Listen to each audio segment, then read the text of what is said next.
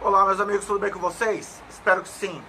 Bom, vou falar hoje de um tema até ligado a uma decisão judicial que eu tive no caso ontem e me ocorreu falar sobre isso. Vamos falar sobre jurisprudência defensiva. O que é jurisprudência defensiva? Você sabe o que é? Vamos lá. Conjunto de decisões que visam afastar a jurisdição, se aproveitando de tecnicidades legais, que muitas vezes são inventadas, na maior parte das vezes, são inventadas, diga-se de passagem, que não existem, para que assim o judiciário se abstenha de julgar o mérito de uma decisão, de um processo. Né? Basicamente, o conceito de jurisprudência defensiva, eu estou falando de cabeça agora, mas é esse, não é? Vamos dar um nome que a coisa tem, sem empolação? Jurisprudência defensiva é igual a juiz vagabundo que tem preguiça de trabalhar. Basicamente é isso. O cara é folgado, ganha 50 conto por mês do Estado, mas tem preguiça de trabalhar. Então ele fica criando pelo em ovo para extinguir processo. E olha, calma. Antes que os magistrados que estejam vendo o vídeo falem, mas ele está ofendendo nossa classe. Tem advogado vagabundo também, meus amigos, tá? Tem advogado vagabundo que tem preguiça de trabalhar. Eu já tive no escritório alguns que eu tive que desligar. O último tem mais de 10 anos. Que era assim, eu vou falar o nome, obviamente, tá? Mas era profissional, que ele fazia uma advocacia defensiva, se eu posso dizer assim. Ele inventava motivo, tá? Para dizer que cada ação que nós pegávamos era uma ação impossível, que não tinha base legal, etc, etc, etc. E eu tenho uma coleção, que foi até o motivo que me fez demiti-lo. Acontecia o quê? No final das contas, eu mesmo fazia ação, né? Falei, peraí, eu tô pagando salário pro sujeito. Para eu ter que fazer a ação que ele teria que fazer, mais fácil demitir o cara, né? E no final mostrei pra ele um dia, peguei e falei, olha meu amigo, sabe essa ação aqui? Falou que era impossível? Ganhei. Entrei e ganhei. Sabe essa outra aqui que você falou que era impossível? Entrei e ganhei também. Sabe essa outra que você falou que era impossível? Entrei e ganhei também. Então assim, tem profissional folgado em qualquer área. Na medicina, na engenharia, no direito tem, na advocacia tem, na magistratura tem, no MP também tem, tá? Então vamos lá. Jurisprudência defensiva nada mais é do que juiz vagabundo que não quer trabalhar. Vou falar de um caso que eu tive agora no escritório, né? A gente propôs uma ação, a gente faz alguns casos pro bono, tá? De revisão de contrato para uma cliente muito pobre que mora no Acre, tá? E cliente muito pobre, mora no Acre. Obviamente, apesar de em ambos os estados, tanto São Paulo quanto no... Essa cliente, ela recebe benefício de LOAS, para vocês terem uma noção do grau de pobreza dela, tá? A única renda que ela tem por mês são R$ 998, tá? E a gente propôs uma ação contra a financeira, que tem sede em São Paulo.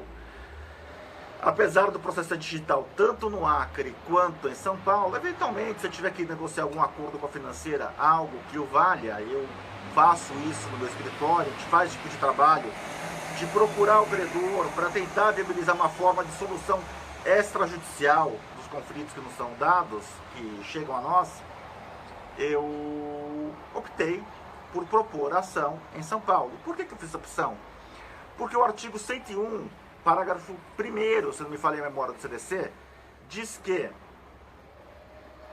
ao consumidor é dada a opção. O consumidor pode propor a ação em seu foro de domicílio. Mas vamos lá.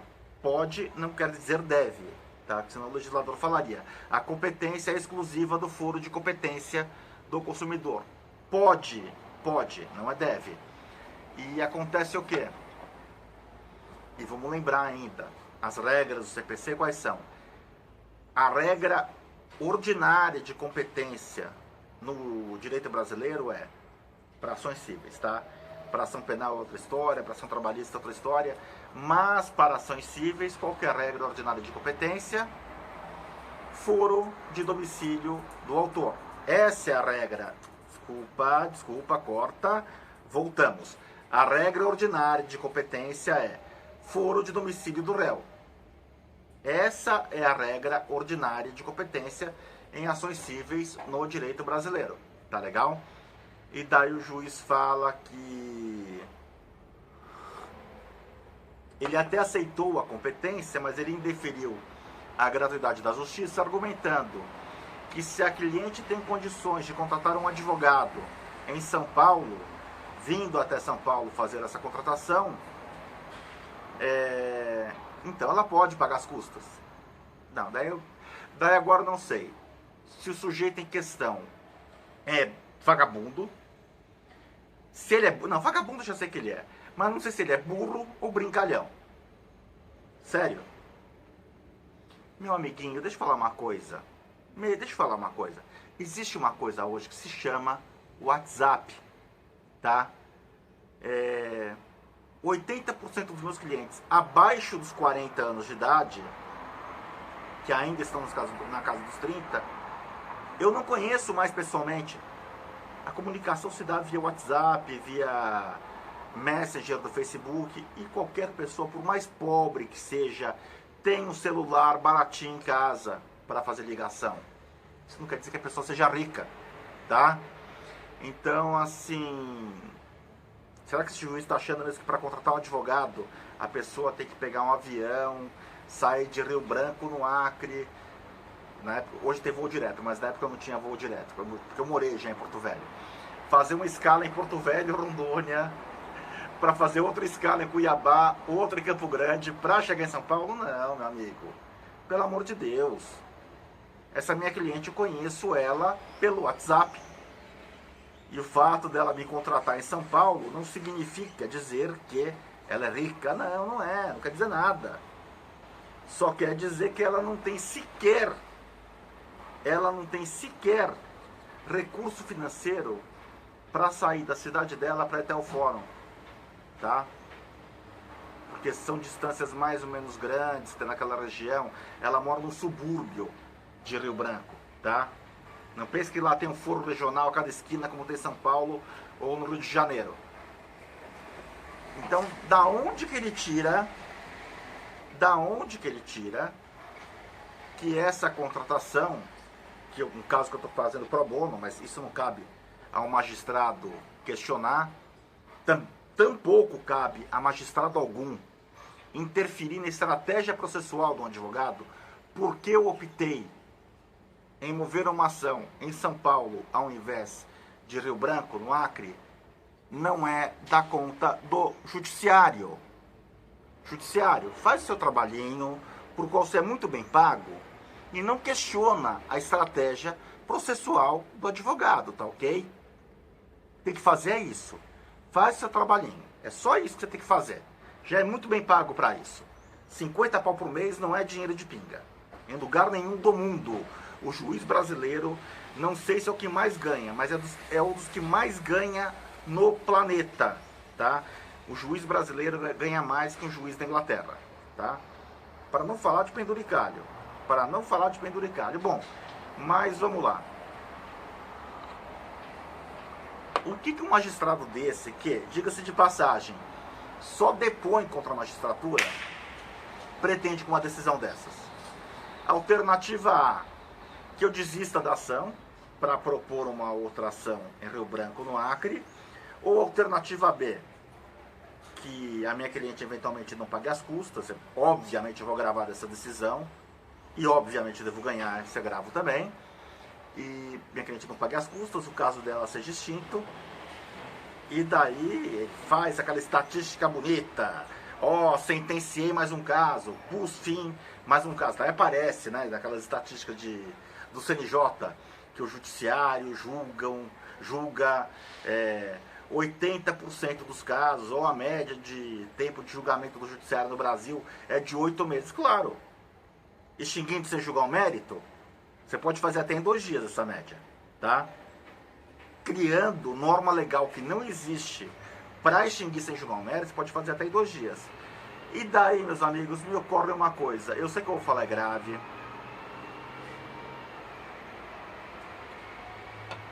Eu sei que eu vou falar, existe uma classe política cafajeste que adoraria ouvir isso, mas por tudo que eu vejo na justiça e por esse tipo de ato que não é minoria, mas não é uma exceção, tá? Não é um caso isolado, assim, não, a cada 1000 juízes tem um que faz uma besteira dessas. Não, não é. Eu diria que a cada 1000 juízes a gente tem 25% que faz esse tipo de besteira. E alguns deles, vários deles, chegam ao Tribunal de Justiça, tá? Será que não seria o caso da sociedade repensar na estabilidade / vitalicidade dos magistrados? Sério. Não dá para você deixar exercendo a magistratura, que é um cargo, sabe? É o mais fundamental dos cargos numa sociedade. É o cara que fala, é a pessoa que autoriza o Estado a violar a lei para fazer cumprir a lei, tá? É o uso da força, né? Eu não posso usar a força para fazer valer o meu direito, mas o Estado, em meu nome, pode fazê-lo. Tá? Então, assim, talvez exista algum cargo mais fundamental, algum emprego mais um médico, né? Socorrista, tal. Mas, assim, eu diria que o juiz, sabe, é um dos mais fundamentais empregos, profissões que existem numa sociedade. E é sério que a gente vai deixar, que a gente não vai fazer nada em relação a um monte de magistrado que fica criando norma legal que não existe para simplesmente não trabalhar, para simplesmente ficar na folga. Por que isso? Ele pode até criar um argumento intelectual na cabeça dele para falar, não, eu não sou vagabundo, estou julgando com base no princípio A, X, B, C. Amigo, você é vagabundo sim. Você é tão vagabundo quanto aquele meu colega de escritório, que eu já demiti há muito tempo, e se ele estiver vendo o vídeo ele sabe que é ele, que inventava desculpa para não fazer processo, tá? A questão qual que é? É que assim, o advogado, se quiser ser folgado, ele responde apenas e tão somente perante ele. Ele não vai pegar ações, etc, tá? Eventualmente, se eu quiser hoje recontratar esse colega, é um problema meu. De vez em quando eu falo isso. Porque às vezes alguém fala assim, não, mas por que a empresa X faz isso, então o funcionário do Estado também pode fazer? Não, desculpa. Se amanhã eu quiser colocar o dinheiro do meu escritório numa fogueira, acender e colocar fogo, isso só diz respeito a mim, ao meu sócio, o Dr. Guilherme, o Mário, que trabalha comigo, e outros profissionais que trabalham comigo, peritos, etc, etc, etc. Ponto. Não diz respeito a mais ninguém. Claro, diz respeito à minha família também, mas o que eu quero dizer é o seguinte, não entra dinheiro do Estado no meu escritório. Se eu quiser colocar fogo no meu escritório, eu coloco fogo no meu escritório. Tá, tudo bem, crime ambiental, sei. É um exemplo, é uma hipérbole que eu estou fazendo, um exagero. Não é o caso do judiciário. Tá, então a gente fala, não, mas... Não, desculpa. O judiciário tem que prestar contas à sociedade, sim. E daí a gente tem um fato grave aí, sabe? E eu vi isso acontecer. Eu já vi isso acontecer muito. É assim... O Jordan Peterson até fala sobre isso no livro dele, As 12 Regras do Caos. Desculpa, não é 12. 12 lições para a vida, um antídoto contra o caos. Leia esse livro, Jordan Peterson. Tá? E ele tem um capítulo que ele fala sobre isso. Que ele fala que já foi testado, ele é psicólogo de formação, né? E ele fala que já foi testado em empresas, às vezes você misturar profissionais de baixa produtividade com uma equipe de alta produtividade, esperando que os profissionais de baixa produtividade melhorem. Acontece exatamente o inverso. Os profissionais melhores pioram, tá? Porque basicamente o cara fala, pô, meu, eu tô trabalhando feito um louco para esse vagabundo aqui do meu lado ganhar a mesma coisa. Então deixa. Então deixa. Isso acontece no meio empresarial, onde a pessoa pode ser mandada embora. Imagina no serviço público, que a pessoa não é mandada embora. Na magistratura. E eu já vi muito acontecer isso daí, tá? Eu já vi juízes, colegas inclusive, que entraram na magistratura, e acontece demais isso. O sujeito entra motivado, cheio de gás, sabe, quer transformar o mundo. Nos primeiros 3, 4 anos, 2 anos principalmente, que é o prazo do vitaliciamento, o cara trabalha muito, por amor à arte.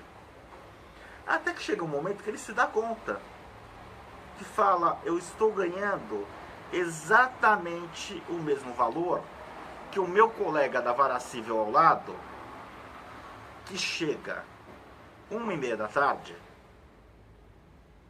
dá um expediente de 3 horas, quando chega às 4h30, 5 horas, ele fica tiritando na cadeira para bater o relógio 6 horas da tarde e ir embora. Isso quando ele não fala que vai pegar algum livro e aproveita e já emenda o final do dia. O que mais tem é isso. E esse magistrado folgado, muitas vezes, não vou falar sempre, mas esse magistrado folgado, que chega 1h30 da tarde e sai às 5, sai às 5h30, e tem de monte, tá? Quem advoga sabe que eu tô falando da verdade. Quem acha que eu tô mentindo, duas uma. Ou é porque quer fazer média, ou não conhece a realidade, tá? E eu não tô com esse canal aqui também para fazer média com ninguém. Esse canal é para fazer média com minha consciência. Esse magistrado folgado, um dia na vida dele, ele foi um cara aguerrido e cheio de vontade. Um dia na vida dele, ele foi um cara aguerrido e cheio de vontade. É o que eu falei, existe advogado folgado? Existe. Mas tem uma grande diferença. Sabe qual que é a grande diferença? Eu vou explicar para vocês. A advocacia é uma profissão que o advogado privado, ele sabe que existe um pote de ouro no final do arco-íris. Depende só dele ir atrás desse arco-íris ou não, tá? Mas ele tem que trabalhar muito para chegar no fim desse arco-íris, tá? Então, por exemplo, voltando àquele meu colega, ação que ele disse que era impossível, uma ação na qual eu consegui a maior indenização civil em razão de violação de direito autoral do Brasil. Foi eu que fiz essa ação. E aquele meu colega, que poderia ter dividido os honorários comigo, ou ter ganhado, acho que era 30% que ele ganharia, não sei. Ah, é impossível, ninguém ganha uma ação dessas. Eu ganhei. Uma ação de revisão de contrato bancário, acumulada com pedido de devolução em dobro, de parcelas pagas a maior. O valor final desse processo chegou a 2,5 milhões de reais. Foram 650 mil reais entre honorários e sucumbência. Esse colega também falou que era impossível. Então vamos lá. O advogado sabe que no final do arco-íris tem um pote de ouro, mas ele sabe também que tem que trabalhar bastante para chegar nesse final do arco-íris. E se ele não quiser trabalhar, ele não vai chegar no final do arco-íris. Ninguém vai levá-lo no colo até lá. Ninguém vai te levar no colo até lá, tá? Advogado para esse vídeo? Ninguém vai te levar no colo até lá, tá? Isso é uma coisa que você tem que fazer.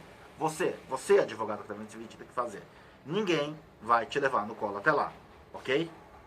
Nem chefe, nem sócio, nem estagiário. Ninguém vai te levar no colo até lá. Agora o magistrado não é inveja, não é nada, tá, gente? Por favor. Conheço grandes magistrados que trabalham demais, gente séria, gente hiper qualificada. Mas o magistrado, ele já começa a carreira dele sabendo que o pote de ouro está garantido. E o pote de ouro vai sendo recebido no curso do caminho. Qual que é o empenho que o cara assim tem para dar um gás? Me fala. Qual que é o empenho que eu tenho para trabalhar? Vamos lá, meu caso, tá? Eu já falei uma vez para vocês, eu não sou rico, não sou milionário, tenho meu apartamento, tenho meu carro, alguns prazeres que eu permito me dar, etc. Mas muito longe de estar rico. Mas assim, Eu trabalho todo dia das 7 da manhã até as 9 da noite, meus caros.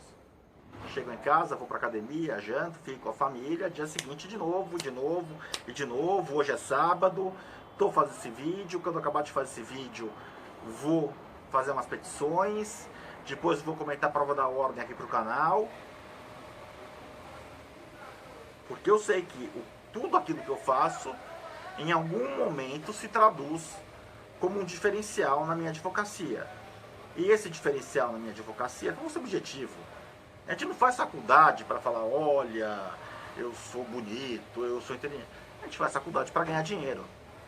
Para estar habilitado a praticar um ofício que nos dê dinheiro. É isso. É disso que se trata. Tá legal? Então alguém que trabalha na iniciativa privada, naturalmente, tem muito mais motivação do que alguém que trabalha no setor público. Eu não estou falando que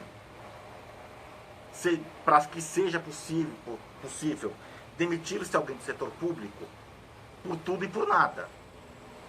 Mas esse esquema de estabilidade / vitalicidade da magistratura está emperrando o judiciário brasileiro.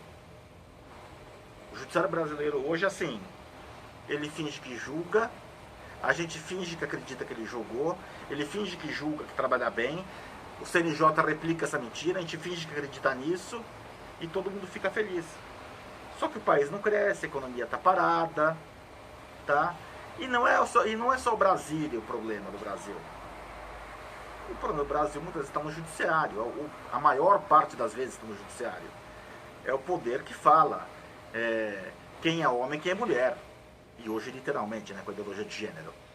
Então, meus amigos, vamos repensar a questão da estabilidade, vitalicidade da magistratura, tá legal?